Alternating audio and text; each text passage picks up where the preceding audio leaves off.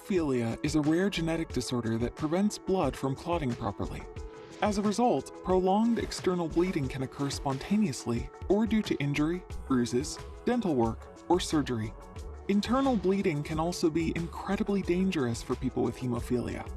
Deep bleeding inside joints and muscles can lead to permanent disability or may be life-threatening, especially when damage occurs to organs. Hemophilia occurs when the genes that are vital to creating clotting factors are defective. Clotting factors are proteins in the blood that help our bodies to stop bleeds.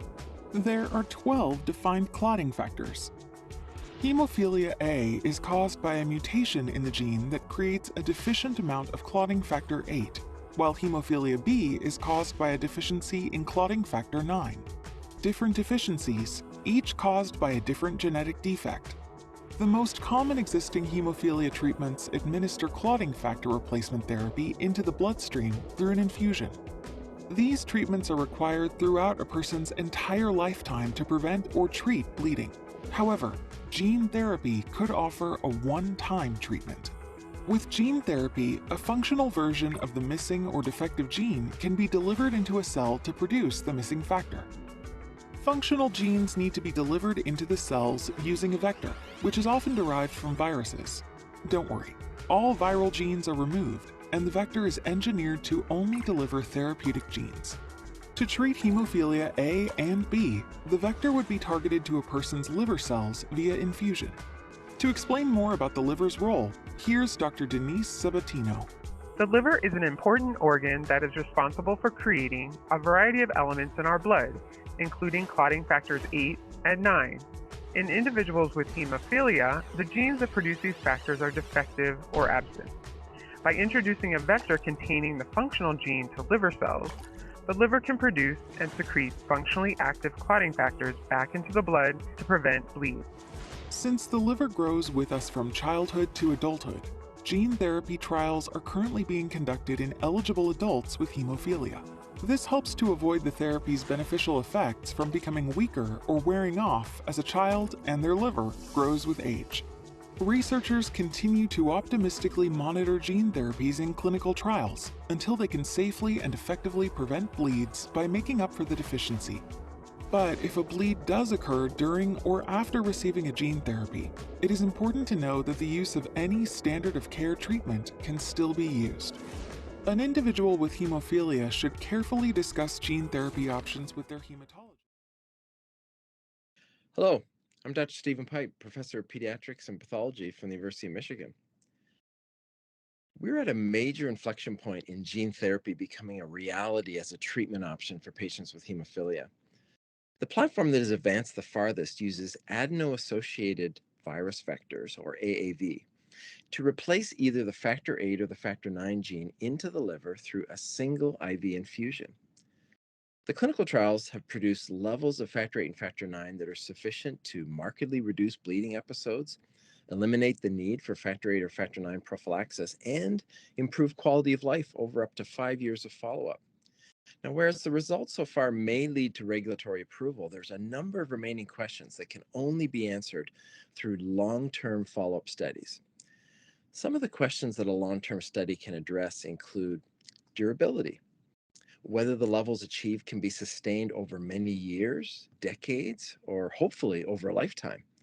Early data from the hemophilia A trials in particular have shown that factor 8 levels have declined over time. Well, will this be true for everyone? How long will expression last? What proportion of patients will have to go back onto prophylaxis, and after how many years? Second question relates to the reliability and variability of patient outcomes. Can we learn what determines the wide differences in expression that's observed? And can we identify predictors for who will have a good outcome or who will be a non-responder? And then thirdly, issues around safety. Now, there's really two areas here within safety. Safety around the factor levels achieved and the potential adverse consequences of the AAV delivery procedure. Now, we've had decades of experience with long-term factor replacement. Well, what can we expect from gene therapy over the long term? If patients come off prophylaxis with levels that are not quite in the normal range, are there adverse consequences for that? Will patients be emboldened after gene therapy such that they engage in activities that may increase their risk for breakthrough bleeding? What levels of factor expression are protective across a wide range of activities?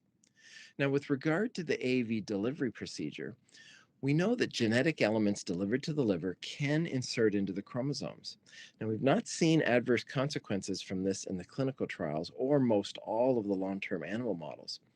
But what about a rare effect that can't yet be anticipated, that might not be seen for years or decades? No clinical trial in a small number of patients over a handful of years will give us the data that we need to address this concern. Now, coming out of the clinical trials, the experience is still quite limited and short. It will also be a relatively small number of people that will be eligible to receive gene therapy even after regulatory approval. And this is where the long-term studies and global registry should be most useful.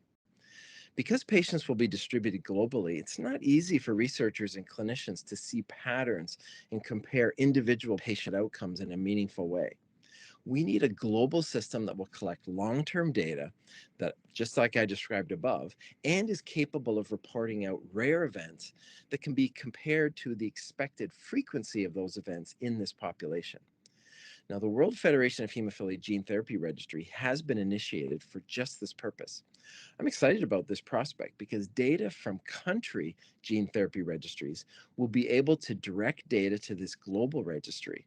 And this will greatly enhance our ability to report out the important long-term outcomes on efficacy and safety. Hopefully, it will be strong reassurance, but it's also designed to identify signals for adverse events that weren't identified in the early clinical trials, so-called known unknowns or even unknown unknowns. And this is such an important inflection point for the global hemophilia community. We have an obligation to provide a system of reporting that we can rely on over many decades of follow-up. Thank you very much.